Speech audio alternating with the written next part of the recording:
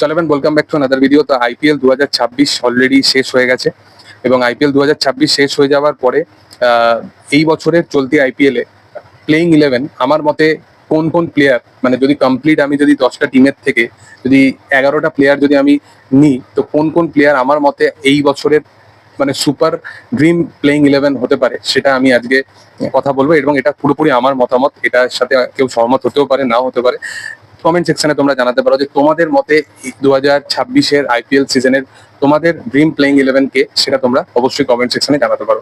আমার মতে যদি আমি ওপেনিং ব্যাটার হিসাবে কথা বলি তাহলে অবশ্যই বৈভব সূর্যবংশী এবং বিরাট কোহলি। বৈভব সূর্যবংশী সে যেভাবে এই বছরে ক্যারেক্টার শো করেছে, যেভাবে সে থ্রু আউট আইপিএল সিজন খেলেছে, যেভাবে সে রান করেছে এক একটা, এবং লাস্টের কিছু ম্যাচে রাজস্থান রয়্যালসের হয়ে যেভাবে সে পুরো একা বিষয়টাকে নিয়ে গেছে, কোয়ালিফায়ার 1, এলিমিনেটর 1, তারপরে লাস্ট এলিমিনেটর 2তেও 97 মতো রান করেছিল। তো মানে বৈভব সূর্যবংশী, আমি ফার্স্টে ভাবতাম যে এই প্লেয়ারটার মধ্যে ওই বিষয়টা এখনো আসেনি, এ 10 বল 15 বল খেলবে, আউট হয়ে চলে যাবে, যেটা আমি কাইন্ড অফ অভিষেক শর্মার ক্ষেত্রে দেখতে পাই।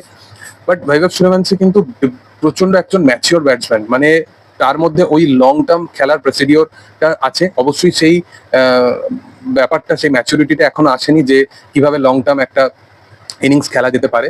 বাট তারপরেও সে কিন্তু চেষ্টা করে এবং খুব সেলফলেস খেলে। একটা ম্যাচে 97 আউট হয়েছে, একটা ম্যাচে 98 না 96 আউট হয়েছে।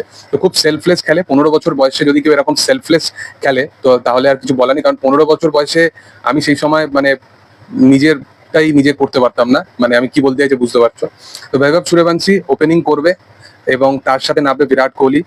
আমার মনে হয় যে এটার থেকে ভালো টপ অর্ডার কিছু হতে পারে না, কারণ বিরাট কোহলি যেভাবে এই বছরে থ্রু আউট আইপিএল সিজন খেলেছে এবং আরো একটা আইপিএল সিজন যেখানে 600+ স্কোর করেছে এবং ফাইনালে যেভাবে স্টেজ করেছে বিরাট কোহলি, এটা মানে একটা dreams come true. IPL trophy RCB জিতেছে এবং সেখানে বিরাট কোহলি সেটাকে ফিনিশ করেছে নিজের স্টাইলে।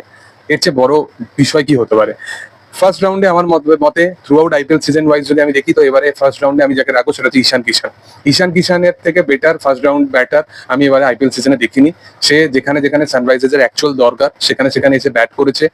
এবং সবচেয়ে ভালো ঈশান কিষানের আরেকটা বিষয় যেটা বেটার, যে ঈশান কিষান এবারে চেষ্টা করেছে যে ইনিংসটাকে কতটা লং টার্ম নিয়ে যেতে হয় এবং কন্ডিশন ওয়াইজ নিজের ব্যাটিং করেছে। মানে ঈশান কিষান একটা টাইম ছিল যখন ওপেন করতো, সে পাওয়ার প্লেতে খেলতো, তারপরে 7-8 ওভার এসে আউট হয়ে চলে যেত। বাট এখন ঈশান কিষানের মধ্যে ওই কোয়াইটলি ম্যাচিওর ব্যাপারটা এসছে আফটার ওয়ার্ল্ড কাপ, যে সে চেষ্টা করছে যে ইনিংসটাকে আরো কতটা বিল্ড আপ দেওয়া যেতে পারে। নাম্বার 4-এ রজত পাটিদার। এর চেয়ে বেটার, রজত পাটিদারের চেয়ে বেটার নাম্বার 4 প্লেয়ার আমি জানি না, কারণ স্পিন অ্যাটাক 8-9 ওভারের পর থেকে যদি স্টার্ট হয়, পাটিদারের থেকে বেটার স্পিন খেলার মতো এখন ব্যাটার স্টিল ইন্ডিয়াতে নেই। সে যেভাবে 6 মারে বড় বড় এবং তার ব্যাটিং স্টাইলাইজেশন এত সুন্দর। ব্যাঙ্গালোরের সাথে কোয়ালিফায়ার 1-এ যেভাবে সে ইনিংসটা খেলেছে গুজরাটের সাথে, দুর্দান্ত ছিল। তো মানে দারুণ একটা ব্যাটসম্যান। আমি এখনো স্টিল আমি বুঝতে পারছি না যে রজত পাটিদার কেন ইন্ডিয়া টিমে নেই। রজত পাটিদার অনেক বেশি কিছু ডিজার্ভ করে। নাম্বার 4 আমার মনে হয় রজত পাটিদার।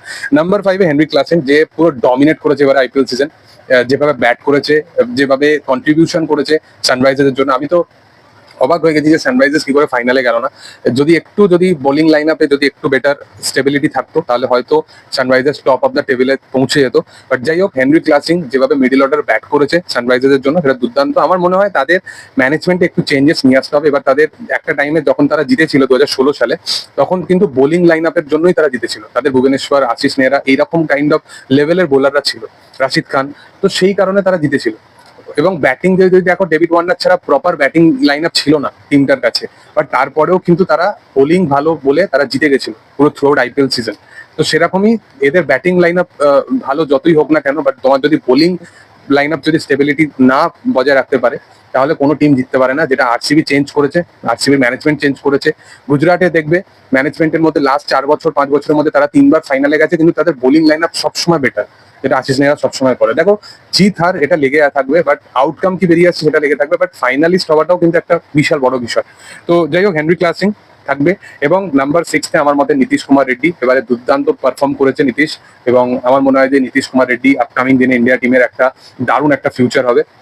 দারুণ ব্যাট করেছে এবারে, তো আমার মনে হয় নীতিশ কুমার রেড্ডি। নাম্বার 7-তে কুণাল পান্ডিয়া যেখানে যেখানে মানে অ্যাকচুয়াল ক্রিকেটের বা আরসিবির যদি কেউ স্টেপেনি হয় সেটা হচ্ছে কুণাল পান্ডিয়া।